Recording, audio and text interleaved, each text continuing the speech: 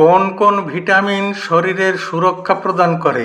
প্রথমে ১ নম্বরে বলবো ভিটামিন সি শরীরের রোগ প্রতিরোধ ক্ষমতা বৃদ্ধি করে, ইমিউনো সিস্টেমকে শক্তিশালী করে এবং রোগ জীবাণু যেমন ব্যাকটেরিয়া ভাইরাসকে দেহ থেকে বের করে দিতে সক্ষম।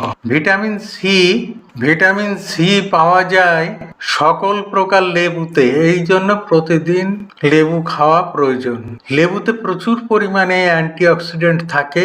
২ নম্বর ভিটামিন বলবো ভিটামিন ডি। খাদ্যে বিশেষ পাওয়া যায় না, তবে অল্প পরিমাণে দুধ, ডিম, পনির, ছানা ও বাঁধাকপিতে পাওয়া যায়। প্রচুর পরিমাণে পাওয়া যায় সূর্যের আলো গায়ে লাগালে। গরমকালে ২ মিনিট এবং শীতকালে ৫ থেকে ১০ মিনিট রোদ লাগালে যথেষ্ট।